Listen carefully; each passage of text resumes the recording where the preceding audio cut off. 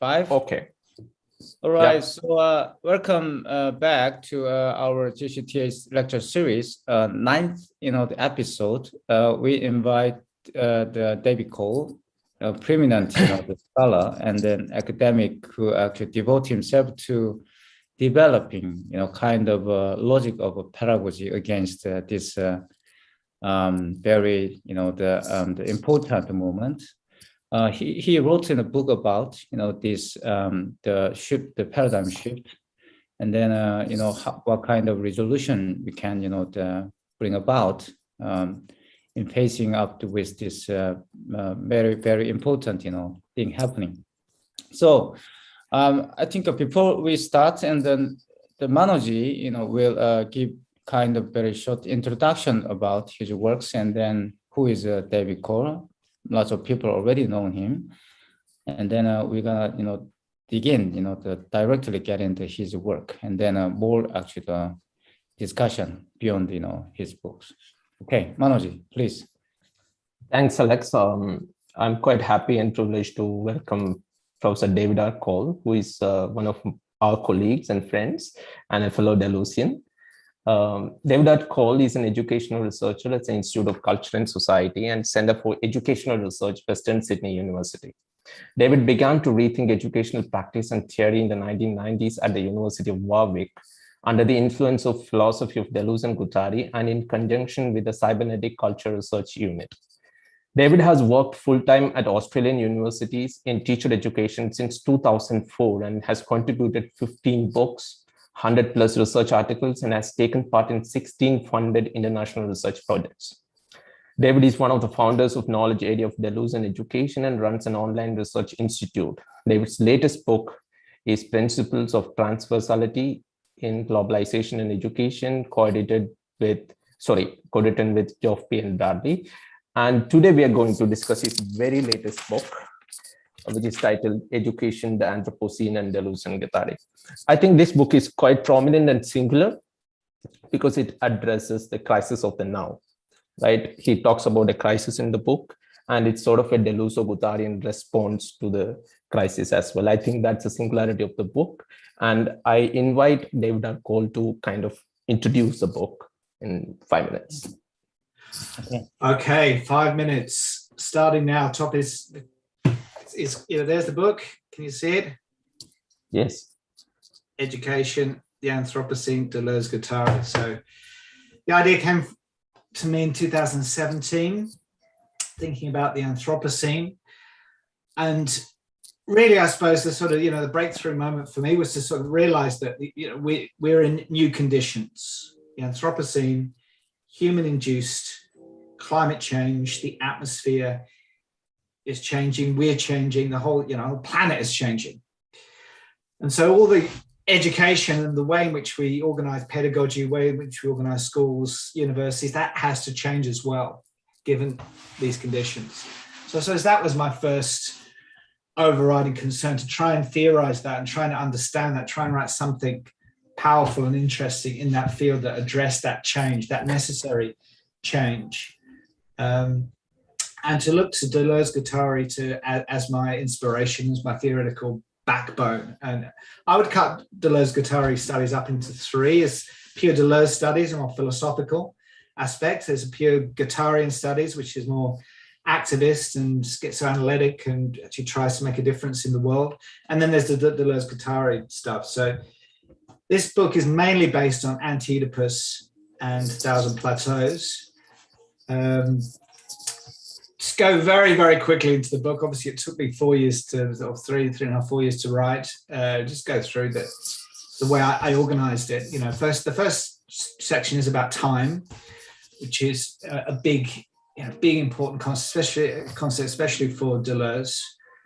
So it's about time, difference in time. So not time as movement, as has been in the past, or segmented calendar time. Time as pure time, as difference. So that introduces to it. It's the time of the Anthropocene. It's the time of climate change. It's that time of becoming in that and through that. Recently we had COP26, the conference in Glasgow. And that was all about net zero 2050. So by 2050, all the governments trying to, tell us that we're going to get to net zero. And they're putting up all these kind of, schemes and whatever. But actually, what are they doing? This is the thing. How are changes happening now to get to 2050 net zero? They're very, very few. Most, if you looked closely at what happened, it was mostly type of offset or financial, deals, or trying to kind of create new markets, new neoliberal markets for, various green products like electric cars or solar panels, that sort of thing, which, might help to a certain extent, but it's just enabling more capitalism.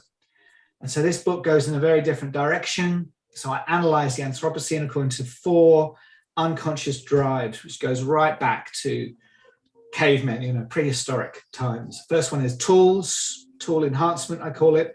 So that is the drive to use tools coming through it. A Deleuze-Guattari approach isn't techniques, it's not phenomenological, it's actual material tools coming in and out. So we're becoming with tools, they're becoming us, we're becoming them.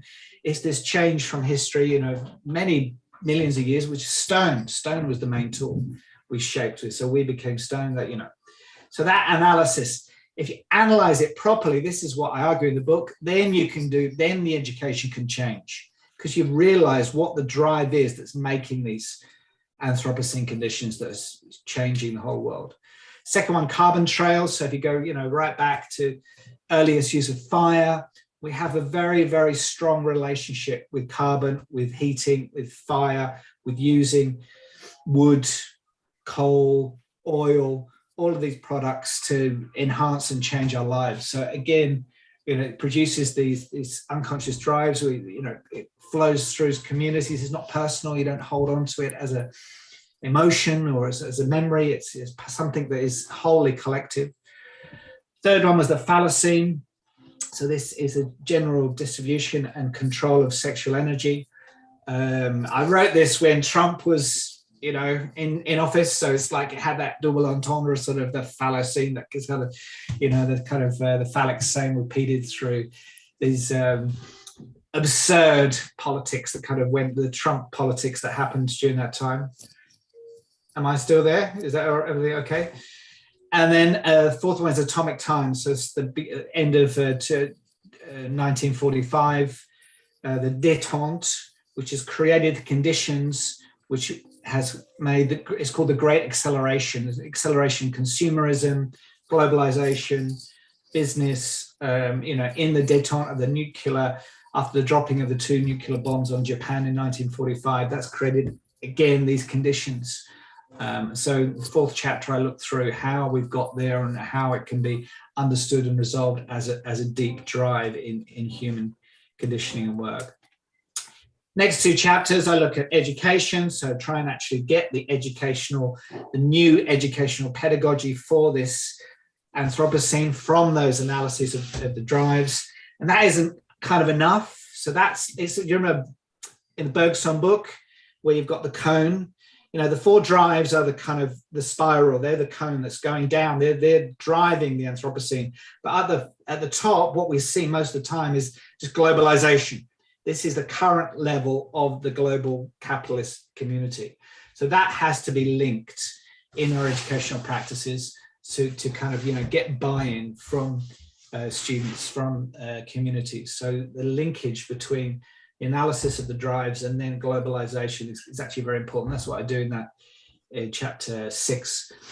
And then social change. This is something I think a lot of educationists miss, that education isn't, education just falls back into another capitalist practice unless it's linked to social change, actually creating positively new societies. I think Guattari is strong on this, obviously, but you can bring in other movements, social ecology, degrowth. I look at aspects of green utopia and how they can kind of inspire and create social change. Buddhism, I look a little bit at Buddhism, not as a kind of transcendental, religion, but as a kind of ecological thought practice to really focus on some of these practices. and then a critical immanent model of social change from Deleuze-Guattari, especially. I kind of fleshed that out in that chapter. And then the last one, the double bind, the Thousand Plateaus is based on Gregory Bateson's work. The idea of the plateau comes from Bateson, and he theorized learning not as behaviorism, but as a double bind. So it's goes around, or that's the logic of either or.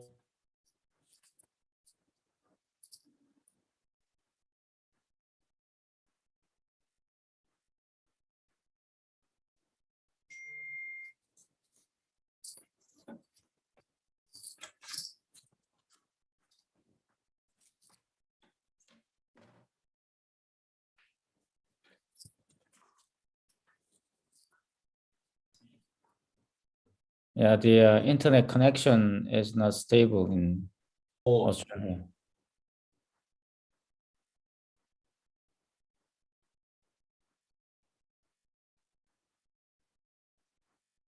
I think he's gonna come back.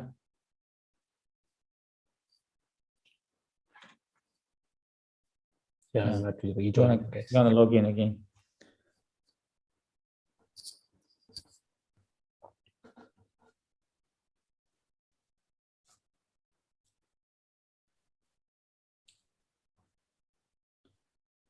All right, so David. Back. All right, you come back. All right. It just suddenly disappeared. I was getting really excited. Did you finish it? I think end of your talk, it didn't actually appear on that. So again. I think again he's frozen. Hello. Okay. All right. It works back. All right. So is it okay?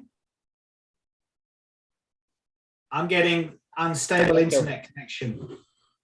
All right. So I think actually, you introduced your books in a chapter by chapter, and then I think you delivered the conclusion, about linking education and social change, and then crisis we face up. So what you struck to me is when I reading your book, a few days ago I actually watched some stuff on YouTube. It's kind of premiere trailer about interesting Hollywood film. Is titled "Don't Look Up." It actually had, in my opinion, ambiguous, the meaning. Don't look up means don't look up, that the reality, or some in literal sense it means the danger from the sky. That means actually the two scientists that discovered the big meteorite approaching Earth, and then they actually warned that the danger effect. The politicians and then even public audience appearing on the TV something, but the people didn't pay attention to what's happening to them, and they commercialize it in some big company try to use that the meteorite as their trademark. The lots of news show and the radio show actually invited them, and they use actually two scientists to attract audiences attention only. They're not really interested in actually what's happening and then the end of the world, something like that. So, but of course we can understand that one, from such a sarcastic perspective, already Frederick Jameson presupposed, actually the people imagined, the end of the world easily rather than, end of capitalism.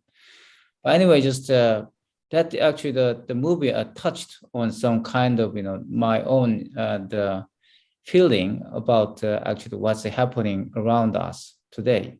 We talk about a lot of, the issue, revolving around the climate change and then environmental crisis, even, end of education. We have, that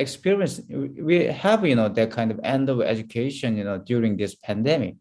No academic, no actually, the intellectual, pointed out this one, they ignore, what's happening in university at the moment. They actually end up actually, the education, what kind of education ended these days. They don't talk about that. Universities die, but lots of actually intellectual in the scholar, some, the left, they already pointed out university dying, a few years ago, and even actually a decade ago, I actually heard, they warned, this kind of end of education. That means the end of the university. But actually, this pandemic, they revealed this obscene reality, truth of the dead, university, because we don't need the university, We simply need a Zoom. We simply need a virtual platform. This is actually truth, but not many people actually talk about this one. So that's why I think your book is very timely, in this sense. You're pointing out, what kind of future we should actually bring in, by this so-called education. So actually, my question in the, you actually focused on the education, and then the quoting Guattari at the end of your actually book, you try to bring in, the alternative, the vision, to what we are experiencing, so-called, in terms of, present. But how can we actually bring in the kind of alternative one? Is okay, we can say we should organize social movement, toward this future. And then, of course, as you actually also pointed out, the poetical actually imagination. And then what is this kind of poetical imagination? What is this, And then, okay, just Sartre and then Kierkegaard, and then all those existentialists, already pointed out we should get into this existential authenticity, something like that. I think that is an old paradigm, in my opinion. Nowadays, people do not want to actually pay attention to their own authenticity. It's more like following Lacan and Zizek. You would say people try to avoid their own authenticity. People do not want to actually, recognize, practice this authenticity. In this sense, actually, if you said, even actually, I had experience in my classroom. I talk about the poem, I talk about literature, I talk about such an existential something. Students actually ridicule that, to some point. Because I'm a professor, they taught them, that's why they follow they pretended to follow me, but they're not really interested. And then at the end of the class, they would actually ask me, usually, what kind of, the stock you invest? What kind of industry will actually be valuable in the future? Nowadays, lots of people think about that. The future means actually investment and more profit possible. So I think how can we actually get through? How can we break through this the sort of a deadlock? In my opinion, this is I think I hear what you're saying. There's no easy solution. If there was one, we would have found it by now. We would be. I believe Deleuze, Guattari, and Guattari are educationalists. It's actually putting their ideas to work, and this is what I've been trying to do since the 1990s.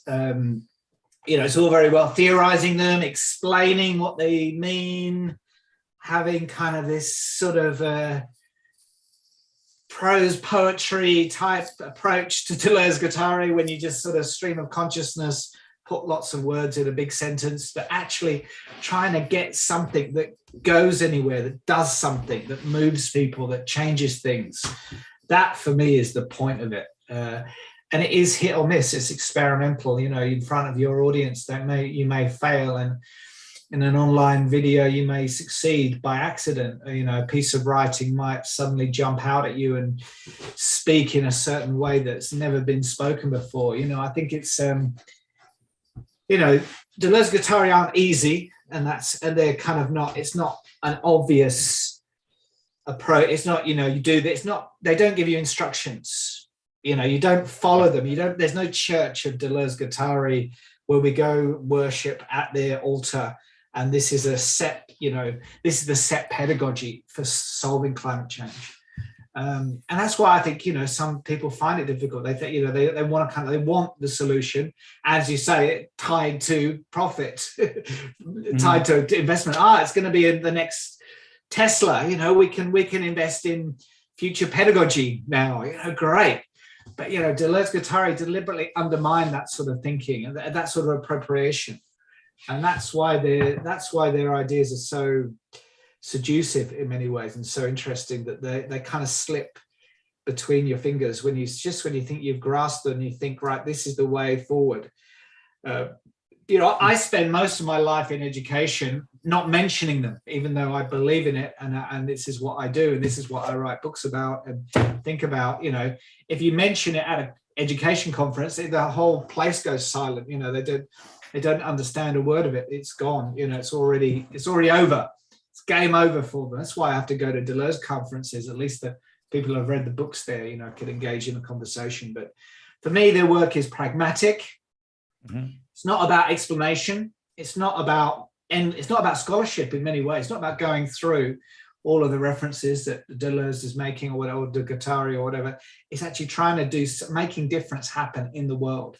And I think with climate change, that is, one of the biggest challenges. It's probably the biggest challenge to make any difference at all to climate change, given the lies, given the corporate machine, which is now taking hold and basically trying to get Biden's tax money to fund themselves. Given all of that, actually something that will make a difference and make people change their behaviors and change their thinking, change their affect. Yeah, that's the challenge. That's what I set out to do in this book. Any question from? Yeah, Joe. Yeah. I think I'd like some clarification on the idea of the drives. I've gone through your book a few times now, and it's still actually not kind of clear to me. So I'd like you to explain. So you start off on the first page with Nietzsche saying, "I am all the names in history." So you start off with Nietzsche, and then you end with Guattari at the end of the book. And I was thinking, okay, so you start with Nietzsche. So is it like a Nietzschean understanding of the drives you're thinking about? Is it like a historical understanding of the drives? And as I was thinking about that, I was thinking, okay, so why start with Nietzsche? Why not start with something like Schopenhauer, right? That kind of blind willing of the drives, okay? So maybe it's not like that. Maybe the drives, this is my thought process, okay? Yeah. I thought maybe the drives are not like violence and aggression and sex and things like that, right? Okay, so what are the drives then? I mean, is your like fourfold analysis of the drives, is it like a history of nihilism? Is that why you started with Nietzsche? And then I thought, okay, right. So you start with Nietzsche, so obviously you must be thinking about Freud in some sense. Okay, so maybe the death drive is there working in terms of what the drives are. So then my question would like, okay, so the drives, are they psychological, or is it some kind of, I don't know, it's kind of collective unconscious, like it's something like that? And then, okay, so that led me to think about, okay, Zizek would have the idea of the death drive, and then consumption, kind of like a repetition, like a deadly repetition, consumption for the sake of consumption. So is it like that? And then, okay, so this is where I get to my question eventually, but so then, okay, so what's the difference between the drives and desire? It seemed to me that in your book, there's a focus on the drives, but not on desire as such. And then, okay, so then I think, okay, maybe then the drives we can understand, like the history of capitalism, and then we could think something like, I don't know, like a metaphor, like Adam Smith, like Invisible Hand or something like that. So I guess my first question, I've got loads of questions for you today, but that question would be, like, what would be your like metaphor for the time of the Anthropocene? If Adam Smith had like the metaphor of the invisible hand, could you think about like a suitable metaphor to explain like the movement of the drives? Wow, lots of great questions there. It's Nietzsche definitely inspired the theory of the drives that I was looking at, but it was also the singularity. I was highly influenced in the 1990s by Nick Land's reading of the singularity, the technological singularity. That capitalism, you can't actually defeat capitalism because it congeals into this singularity, which kind of meshes all the drives into technological advancement, which will ultimately goes beyond human control. So that influenced me a lot for many, many years, thinking about technology and capitalism and the drives and the human and the place in it and what we could, and Anti-Oedipus and readings from Anti-Oedipus is a Nietzschean text in many ways.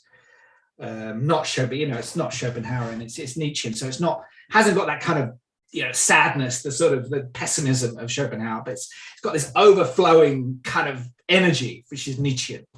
In Anti-Oedipus, it's kind of deterritorialization, which will just destroy the world, and that's the kind of the drives. Everything all gets messed up, and technology will, create robots that will probably kill us, sort of thing.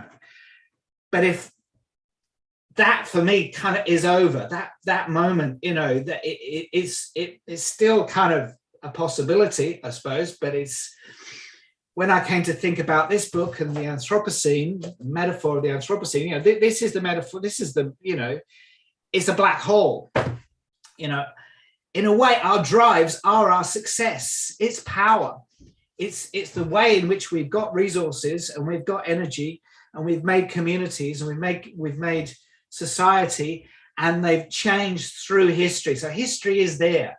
But if you notice the diagram I put in chapter 1, it's not a linear, it's obviously not a linear history. It's not going from cavemen to civilized men and now we're all kind of better and more. No, it's a circular history. So there's all these complicated interconnections between the 4 drives, which I really got from Guattari's 4 zones of the unconscious diagram, where he's sketching out existence and the machinic phylum and the fluxes. So they're all interconnected. They're all fluent. They're all fluid. So I want to create the theory of the drives is necessarily fluid. It's not inside humans. It's not just our sex. It's not just power. It's also the way we interact. It's the way we talk. It's the way a salesman charms a child to buy a new lollipop. It's all of these interactions which are steeped in history and power and now congealed as the Anthropocene. And the Anthropocene is, every single second of every day, the human population is interacting with the Anthropocene through these kind of osmotic, these tentacles into the air, back through, and becoming this other monstrous changed thing. And so that's what I want to describe through these drives. It is kind of scary, it's not a sort of a happy little story and it's not relative. I don't agree with the kind of consumerist, Ezekian kind of, desire is there. Of course it is. Desire is an incredibly important concept. But I just, for this book, I wanted something a bit more powerful than desire. I think can be reduced to almost like a French kind of, always also désir, always is like, it's kind of this game of manipulation and seduction, and that's there as well. But it's also powered by the drive. For me, it's the drives just whack it away. Did I answer the question, or did I probably go off on another tangent entirely? Right.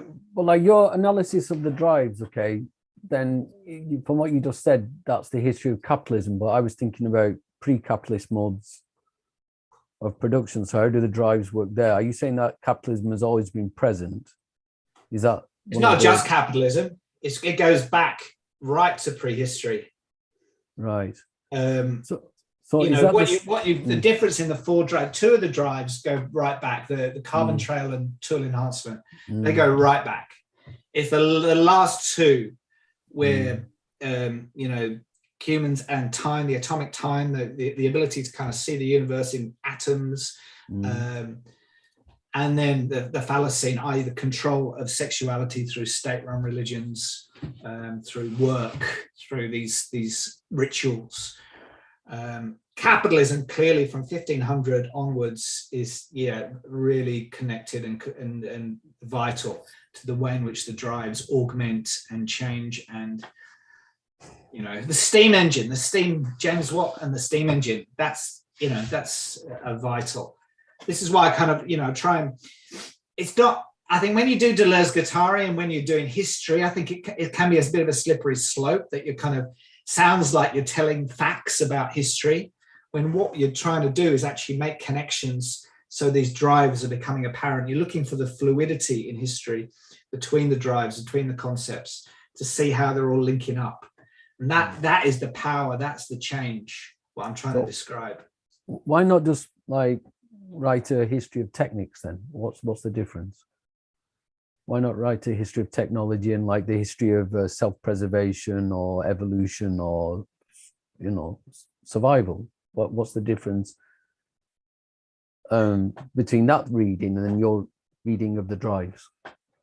Because it's, yeah, my reading is not as simple as just preservation. That is part of it, but it can be utterly destructive. You know, civilizations have come and gone. You know, then it's not all just passed down through success, even though it is a kind of history of power in many ways. But power can be completely wrong as well.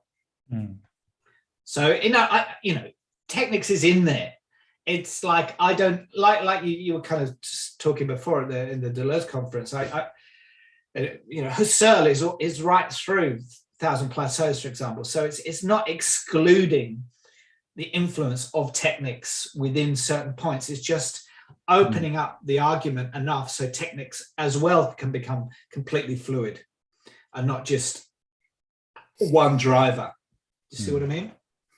So it's kind of looking isomorphically at techniques. I think that thing is related to your conclusion. You know, where you discussed the double bind. You know. Yes. But anyway, just the elaborating that, you know, the question, and also the getting back to actually my first question, you discussed that one, the role of the politics in, you know, the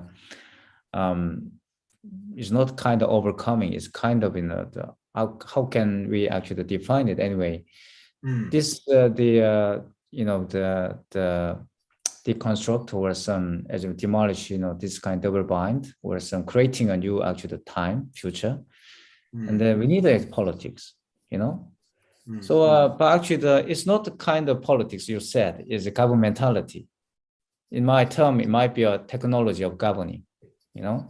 Always we're facing up this problem, you know, there's some real crisis like a climate change.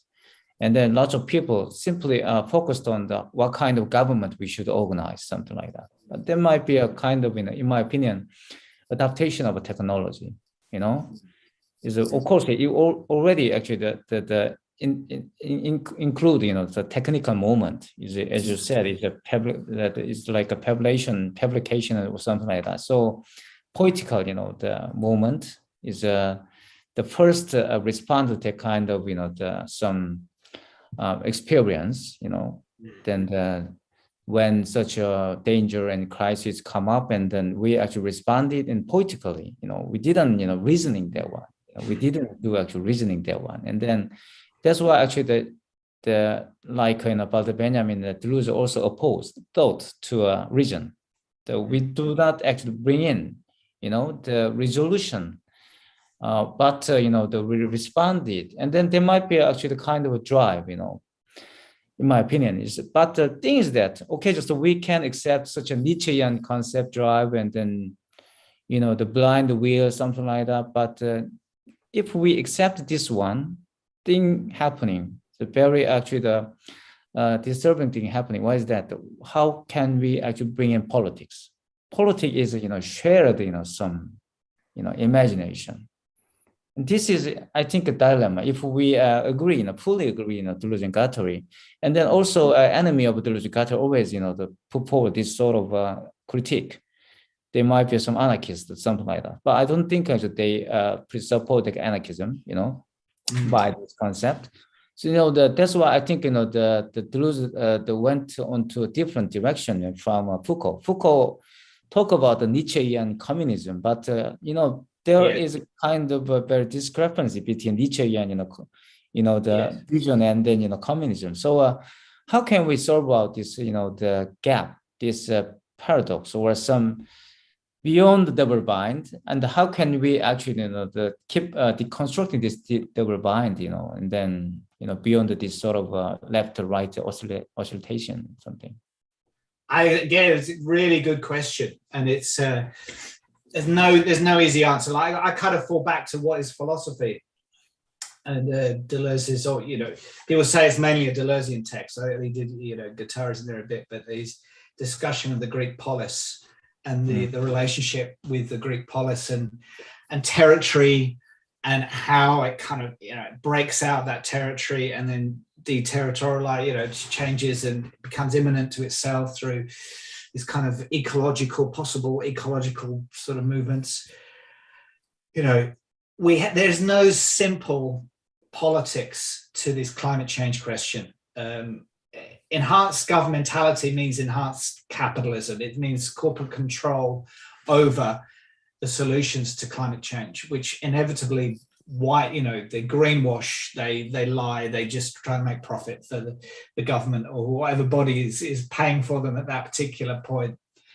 But on the other side of that, you've got the more kind of Guattarian, I suppose, kind of more activist. Let's do something about this. The three ecologies. Let's actually change the way we, our subjectivities respond to these ecological catastrophes which are going to taking place. And that the danger of that is, which I talk about in the first chapter, is the sort of creation of this Greta Thunberg type mentality. This, creating children all to be activists to go on climate marches or wear badges and T-shirts and actually don't do anything either. So they feel satiated that they've complained against climate change but never actually changed anything. So there's no simple, like, I listen to all the discussions about politics and Deleuze Guattari with interest, and Paul Patton almost saying they're kind of quite right wing and just about the law, and others, the South African people saying about anarchy and all that sort of thing. And it just shows this again. This is kind of, I think, especially Deleuze's sort of attempt not to be taken up and used really obviously by political parties in their cause, and especially when we're talking about climate change and doing something about it, it's it necessitates a new politics. It does necessitate organization on the ground, doing something about this in local environments. I talk about this in the book. Like, if we're going to go with degrowth, for example, I'm not a specialist in degrowth and all the things that you have to do to degrow an economy, but it seems actually kind of common sense that that's one of the solutions to this, that the economy, instead of just always trying for growth, always looking for surplus economy to feed back into profit, we live in a way which doesn't focus on that. And how exactly that will be, and the politics involved with that, must by necessity be different in different locations. I think that's the only thing that I came out with in the book. Yeah, it seems there's a Japanese intellectual, Japanese Marxist, is quite interested in such a degrowth paradigm. But as for the India, I think degrowth might be a joke, right? Manoji. Yes. I have a question. I will just I will just connect Alex's both questions. I think both are relevant, and my question is rightly pitched in between the convergence of both the questions. First was, he was asking about, the question raised was like, while you're projecting education as an escape route, as a line of flight from the crisis of the now, which you label as anthropocene, but the problem that we are in right now, as he explained, like, universities are being replaced, like, almost by the technological regime. And you also acknowledged it in your book, saying that escape route has to be qualified in the sense of, like, you to recognize the entrapment of its reality through self-reciprocating desire as and through capitalism, right? So you talk about it, But Yes. at the same time, while you are envisaging a new politics, or you say an escape route, like through education, but while you're acknowledging the role of capital, but Anthropocene, the crisis of the now, whether it's Anthropocene also, it cannot be equated with Capitalocene. There is something excess in it, right? And while I was thinking about it, the concept which came to my mind from Deleuze and Guattari is the concept of multiplicity and a life, right? Wherein which you think about the crisis of the now from the perspective of being human, or something you say sort of the immanence of life, or what do you mean by being something more than human or non-human life, a life. Like, I'm not using the word post-humanism or anything, but like, from the Deleuzian perspective, the concept of multiplicity becomes more and more important in that sense. And that is quite important in envisaging a new politics of resistance. When you say the escape route, I'm still doubtful about whether education can be completely an escape route from the crisis of the now as such. You have to envisage a new politics, right? So in that rebuilding of the politics, in that conception of the politics, how do you kind of extend your work in that sense? Like, how do you move from this education as an escape route? I think I am not really willing to accept it given the condition I am in, right? Right. I hear you, and I think it's tied up with what Alex said as well, and what Geoff was saying to a certain extent as well, that and also the question of desire, like, what do we want? How do we actually feed ourselves into such possible escape routes when the future is already co-opted by capital, even as we speak? It's already one of the scary things of coming out of the pandemic is that capitalism seems to be accelerating times 50. It's like the 1920s again. Suddenly I'm being, captured by these cryptocurrency scams or whatever, 10 seconds a day. It's like the last possible thing on my mind is any ecological or environmental help, because everybody's so desperate to make money. So and I was listening actually to a talk by Nick Land recently, who was talking, and he mentioned this escape thing, and he was saying, look, capitalists, they love escape, they love a good escape. That's exactly what they want you to say, because they'll just jump on that and they'll turn into a theme park, or they'll exploit that to the hilt. So I have to qualify what I mean by escape in this book in education. So it's it is about time, the first chapter. So got time, and it's a continuous now, an N, I'd say, big N, and that N is always changing. So it's again, this is one of the things that I think Deleuze, Guattari deliberately put in their philosophy. They don't want you just to repeat rhizomes. They don't want you just to repeat 1975 theory and think it's going to be fitting now. This is the politics Alex was talking about. We have to reimagine the now. The now is changing, and we have to expand it. We've got to do something with it. So we're not just all the time, staring into cyberspace and trying to buy our kiddies a watch or whatever. We're not just sort of constantly consumed by this, massive presence of capitalism to destroy the now, destroy our ability to do anything. So within that context, escape routes are vectors. They are, actually following the drives, doing something with the drives, feeling the drives, understanding the drives, not as set, now repetitions, but this kind of quite chaotic mapping, this cartography that I've looked at, and then putting those into motion as learning. So trying to actually, come up with, for example, tools, the tool enhancement thing, come up with ways of working with tools that will positively make a difference in the Anthropocene. That for me is really educational, and there'll be a different way to do that in India than South Korea, than Japan, than Australia, that different in universities. What available resources do we have to work with these tools? again, I talk a little bit about that in the social change section. But again, this is kind of one of the joys, I think, of working with Deleuze-Guattari in this kind of, firstly in a quite abstract way, and then trying to kind of put it onto concrete political situations where change could happen. It will be up to people actually doing it in the end, actually taking it up and working with it. I hope they do. Yeah. Joff. Yeah, let me continue that because I want to push you a bit more, okay, on this. So let's go back to the idea of the unconscious drives again, okay, right?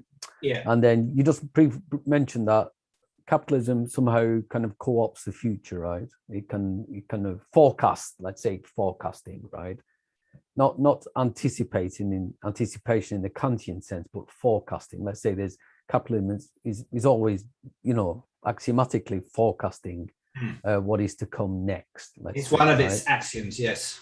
And let's say that, again, you mentioned the kind of the contraction of time. So one of the excellent kind of motifs of your book is the kind of concern with time. Okay.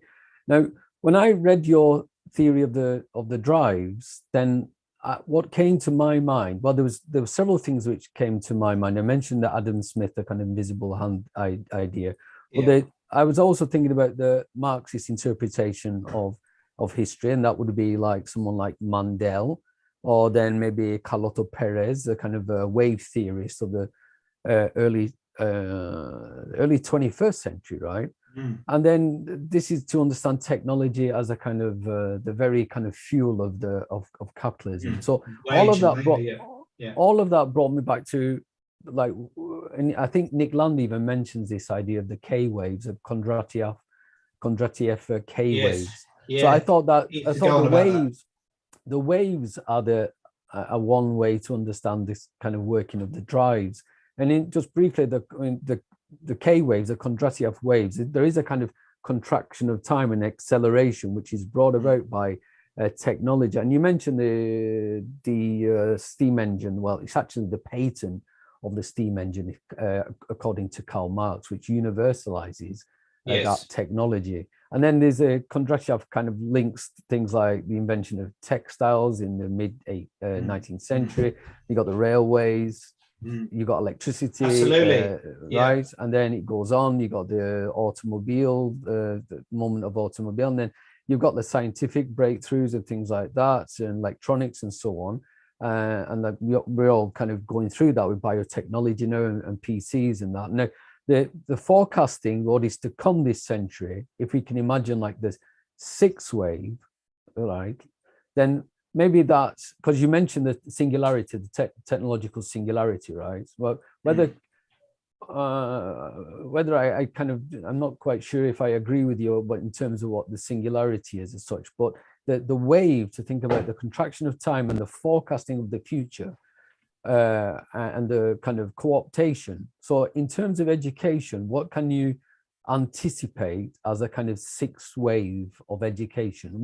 What technological innovation or biomedical innovation or biotechnical innovation can help us to kind of rethink education? Excellent question. I'm trying to kind of prod it in a direction in the book. I think, as I said, the Bergsonian, the diagram of the cones, when you can.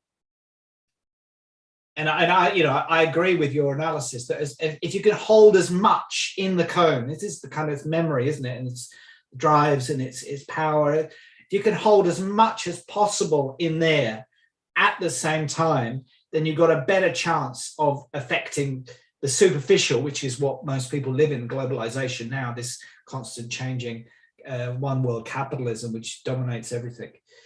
So it's not, it's not a kind of, it's not a zero-sum game. It's not something that's you input and then suddenly it all changes and we're all suddenly, this is one of the dangers of, there was a David Attenborough. Did you see David Attenborough's latest his blockbuster. He does all these climate change documentary style things on Netflix now.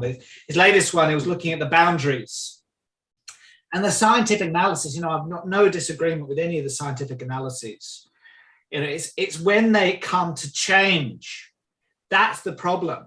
That the scientific analysis, we're going as human populations and all these things you're saying about that things are, you know, factories and human populations and wage and all these different analyses show it's all joining up, it's all kind of augmenting, and we're crossing over biodiversity boundaries, you know, amounts of chlorine in the atmosphere, all these things, these boundaries.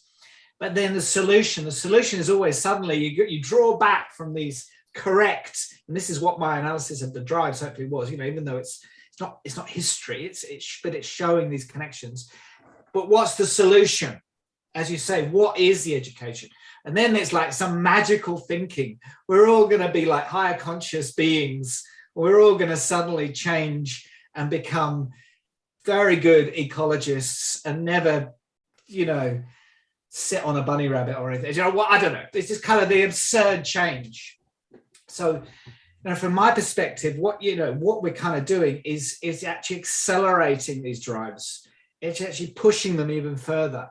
And at that point, thresholds will start to, you know, actually change happens through the internal disintegration of the drives, through educational escape routes, and expanded now, and these possibly unexpected ways in which communities and people can communicate these things. So that's, you know, it sounds a bit kind of shabby. It's not a gold-plated solution. And I think that's one of the dangers here, that, you know, you try and get another kind of capitalist sham, a kind of a greenwashing solution to all this, which is just going to be a corporate, you know, balls up. That's what I'm trying to definitely, and that's what Deleuze-Guattari, Deleuze especially, you know, it's great that they've released all his lectures that made up Thousand Plateaus, because you actually see him thinking in action, and you see him coming across, like he's talking about at one point, very kind of obvious Marxist superstructure, and he's drawing a little graph, he's talking about we know superstructure can do this, and, you know, so he's trying to think different in any of the obvious capitalist sort of reasoning and how that changes, and then Guattari comes in with his kind of approach, you know, and it's really, really dynamic. Their thinking is necessarily, you know, it's not blocking the future into do this, do that in very sort of simple ways, and that's one of the strategies I think that I'm trying to take here. Well, I have another question, but I can Taekwondo. Manoj, you want to jump in or Go on. right? Go. Okay. Yeah. Oh, go Manoj, go ahead. No, go ahead, Joe. Right, let me change tack then, okay? Because I think your book is, as you know, I think your book is, there is no other book that has ever been done in terms of education and the Anthropocene, posing those questions about how to anticipate what is to come and how to reimagine it and how to invent. Okay, I can't. If anyone knows another book that came before Dave's book, if I was a betting man, I would put money that they were wrong. But I think yours is the first book to, and I think this is what the people who you asked to write the supportive comments at the beginning of the book, because they noticed that there's no other book like it. That there's an attempt to think this. Yeah, this Will crisis. Steffen Ray, he said there's nothing like it. So right. And he's like expert on Anthropocene. He's the man. Right. So I have some questions, because I want to turn to education. My questions before were concerned with like long-term historical trends and the like wave theories and things like that and the history of techniques. But I want to turn to education because that's what, part of your book was about. Now, my question that I've been asking my own students about this, because we've been studying in Japan now, SDGs are like really big. We have an audit from the government that everything has to be connected with SDGs, right? And none of We're the the students, same. but none of the students believe anything about SDGs. None of them. None of them will change one iota of their lives. They tell me that their lives are convenient. They enjoy the convenience. They don't change anything. So status quo is their kind of, and they told me this last week very frankly. They said, "Yeah, I know about all all the misery going on in other parts of the world, but I don't change anything in my moment." In some ways, you can't blame them, because in the future they're going to be working their socks off to pay tax to support the older generations in Japan. So I think they know this, right? They know this. But my question to them was and it was a question I asked them so they could kind of help me. Basically, the question was, how should we teach children and young people about climate change? It's a very kind of basic question, and the motivation for that question for me was because I know something about Extinction Rebellion in the UK and now across the world, and it seems to me that the Extinction Rebellion is I am absolutely opposed root and branch to the Extinction Rebellion people who just want to lie down and kind of embrace the end times and the catastrophe and apocalypse, and like the meteorite heading towards the earth, like just to wait for it to kind of implode. And this is actually kind of typical middle class policy. The middle class in England and the middle class in Japan are virtually the same regarding young people. They want to, as we talked about, the young people who kind of buy the badge and things like this, right? And buy the T-shirt, but they will not change their lives, okay, according to what is to come. So the middle classes are quite comfortable to lie down and just to kind of imagine the end times, because it serves the status quo. It serves the middle classes, the rotting middle classes in the UK. And so you pose a question about the future and how we might escape the Anthropocene, okay? And then in your book, you turn to Guattari, which I think is a correct move, because even in these miserable times, and he suffered from quite severe depression, and even those times, he still tried to imagine the joy of living, okay? And that demands a mutation of mentality. The middle classes in Japan and England and Singapore and Korea will not change one thing. They want the stock update, the forecasting of stock, so that they can secure their cryptocurrency wallet update. Miserable bourgeois life. That's all they care about. So the idea about an art of living, I picked up on that. Now, that is a teacher's concern. That is an educationist's concern, okay?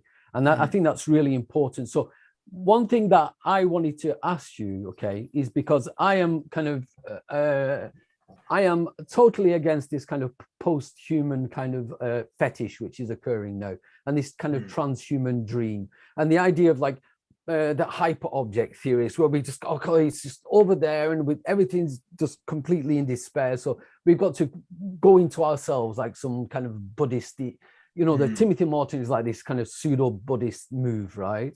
And so, but that's because the fear of the Anthropocene, the fear is paralysis, right? But I know that fear because I grew up in the 1970s when we had the real threat that there was going to be a third world, a nuclear war there.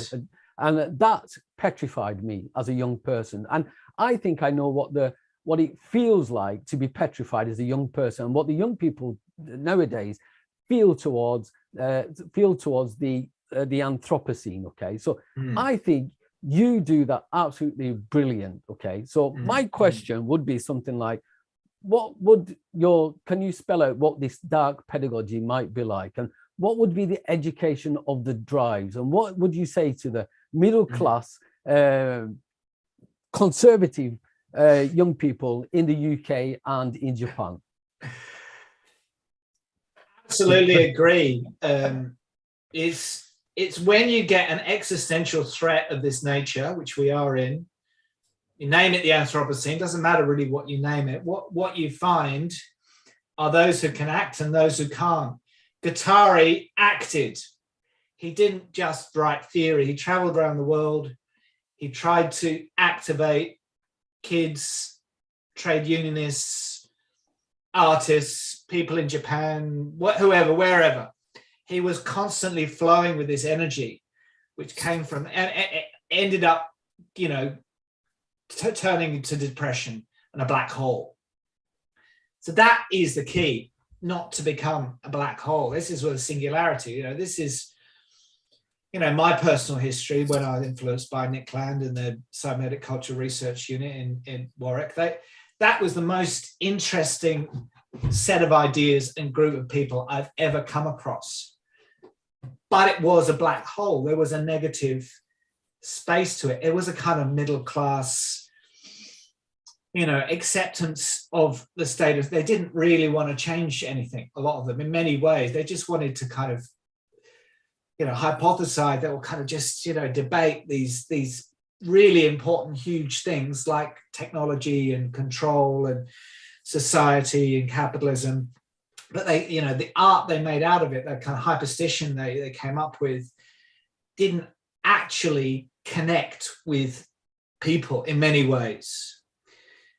So I think, you know, I'm kind of trying to cut through all of that type of stuff when I write. I'm not, you know, I don't want to make it more difficult like a hyperobject Timothy. I don't want to make it, you know, more confusing, make it worse. And this is one of the things about Deleuze-Guattari, especially in this respect. You know, he's not about making mad people madder.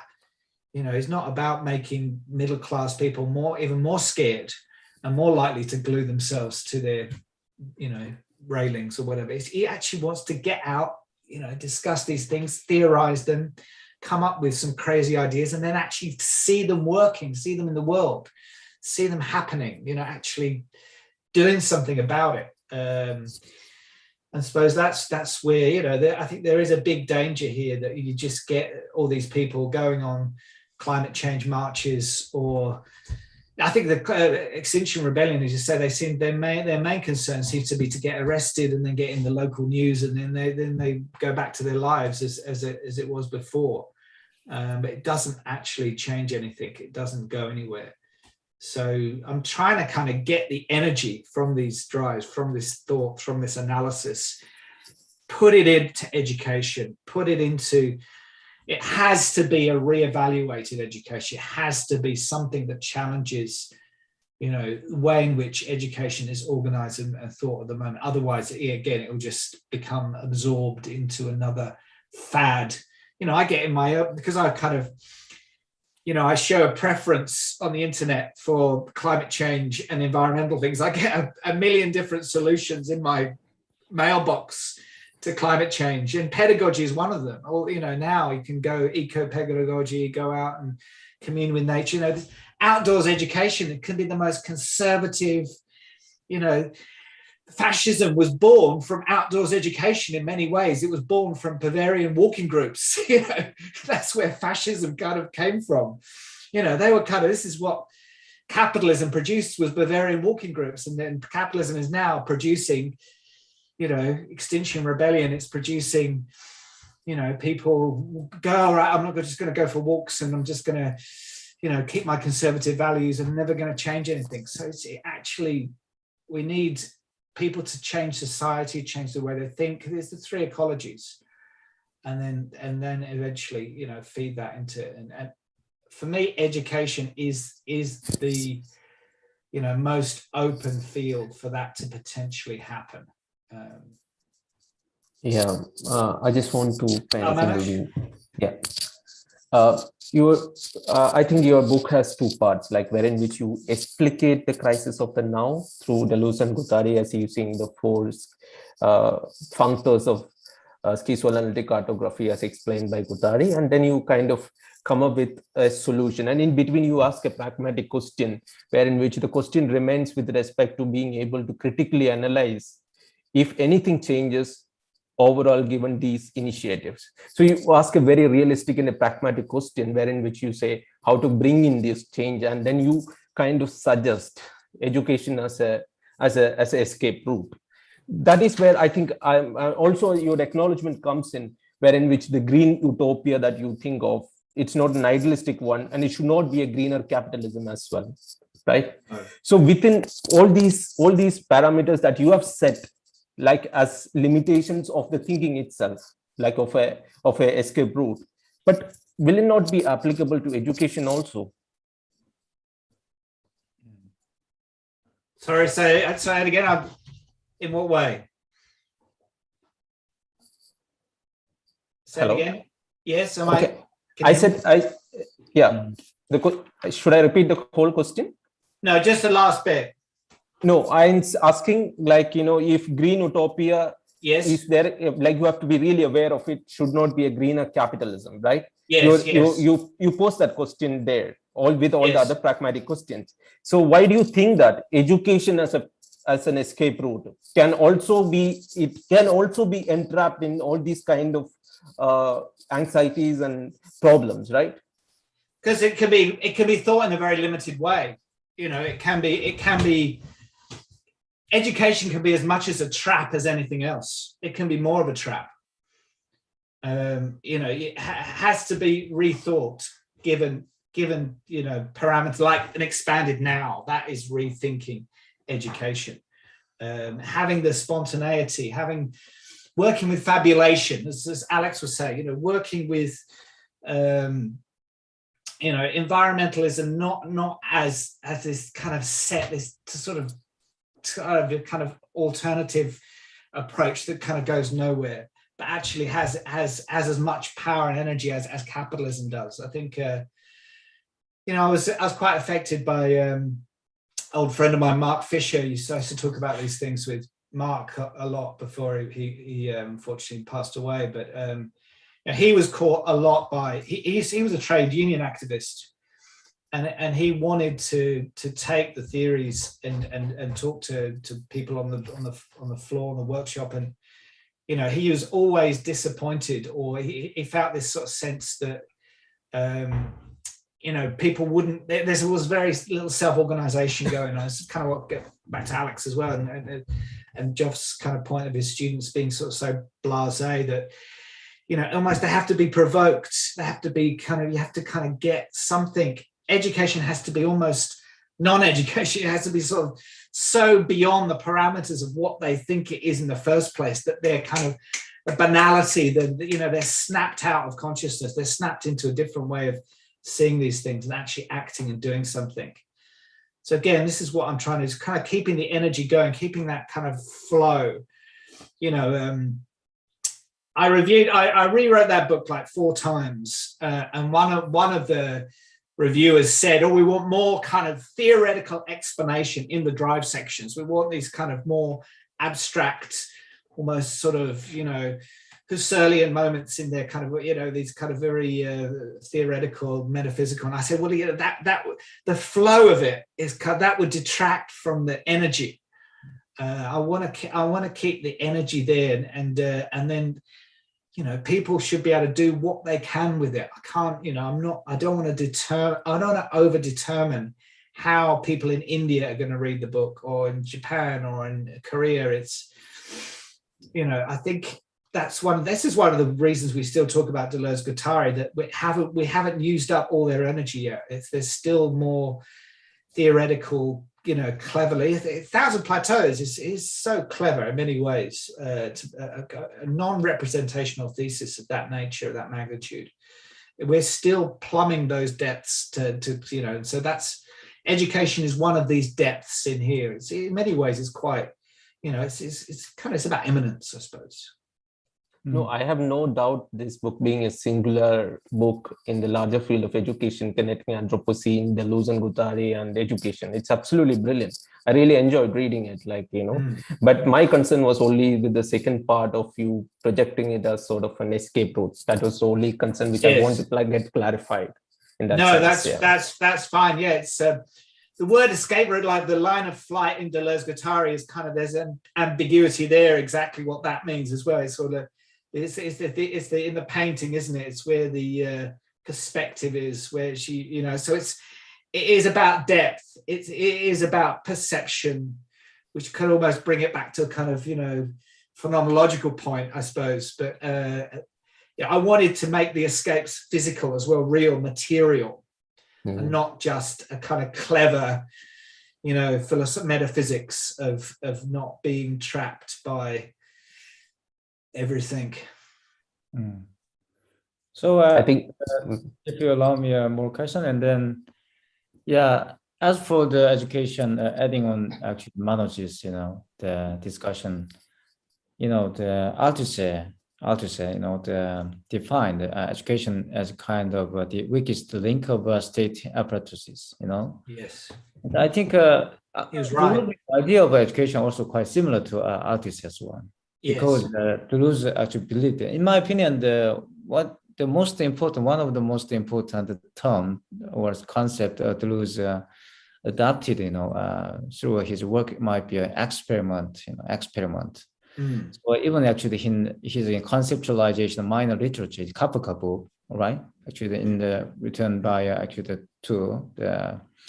Deleuze and Guattari, and he also the emphasized that the experimental aspect of writing, and then that is exactly actually the meaning of education, in my opinion, is Deleuzean sense. Absolutely, yeah. And the experiment, this is important because the getting back to Job discussion, the middle class conservatism. Well, why actually these people? Why do these people have this kind of conservatism? Is neoliberal actually the so-called renovation, or some real liberal self-help, the paradigm, dominated in the whole world after the 1980, it's kind of globalization. In the globalist, actually it's kind of neoliberalism is a kind of restoration of this, global idea of liberal democracy. And then after the Cold War, of course, we are now approaching to another Cold War. Anyway, I think that is not successful. Anyway, it might be better. The diachronic, the imagination of such an old, the Cold War. Yes. It's like a megalomaniac fantasy. But anyway, just the thing is that, so the Karl Marx in the 19th century already pointed out, capitalism does not go global without any, actually their own narrative story. And then actually he picked up Robinson's story. And then he actually said, Robinson needs, and then Althusser and Deleuze also actually criticized this Robinson need in particular, actually in logic of a sense. I think a whole logic of a sense, I think, Deleuze devoted himself in his discussion to criticize this Robinson need. And then how can we bring in, actually the something different story? Is you actually put down it in your conclusion, tabulation, actually that is the education. How can we actually reconstruct, or how can we provide them? That means it doesn't mean that we can give them a solution. We only thing we can do is, in my opinion, in terms of education, recreate the story against the Robinson need. This is a middle class paradigm, middle class conservatism, and or some against the neoliberalism, something or some liberal democracy. We need to, as you said, it's kind of black hole. I think that is exactly what we can do. The sort of escaping. Against this sort of Kangian sense university discourse. Otherwise, all this kind of experiment will be absorbed into the kind of establishment, capitalism already used, the SDG, for instance. Definitely.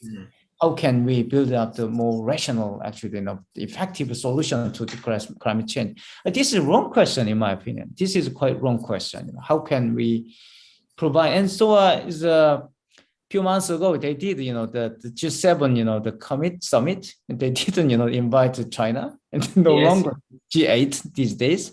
They're ridiculous. Anyway, but actually and then they approved it, what is the nuclear power station, Right. In terms of clean energy. Fucking shit. This is what's happening today. This is what's happening today. They lie to us. Yes. Absolutely.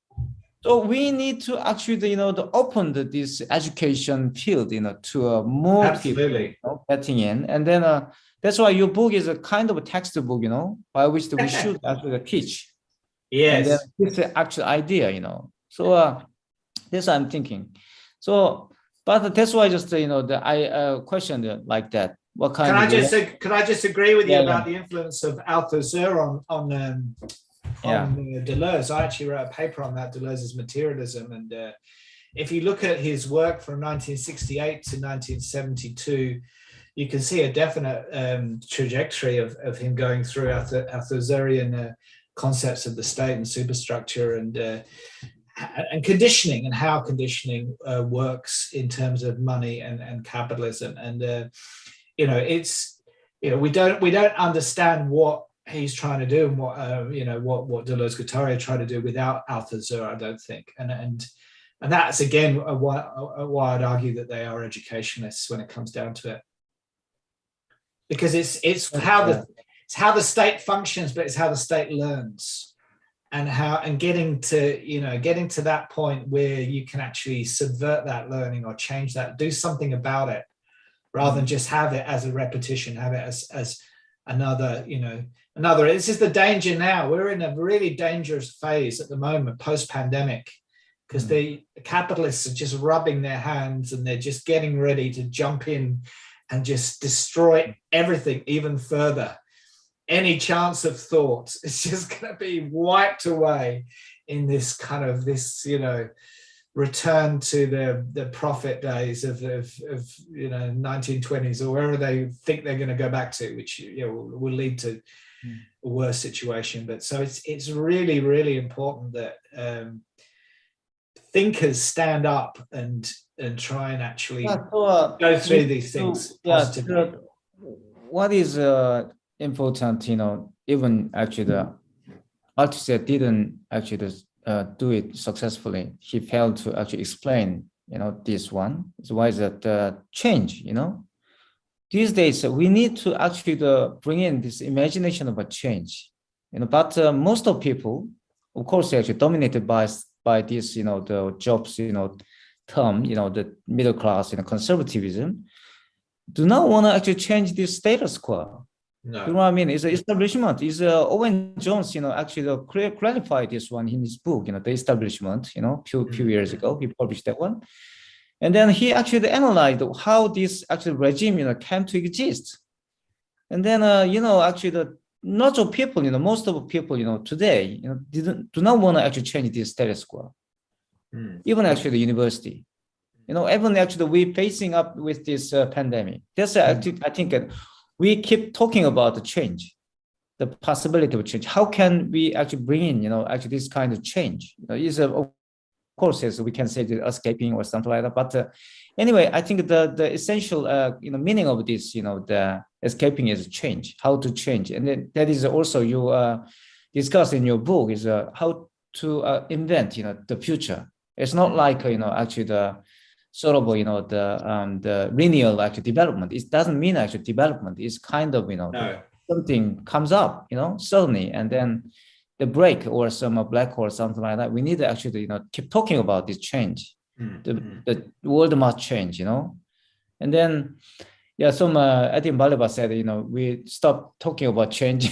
You must analyze what's happening. But I think that we must keep talking about change.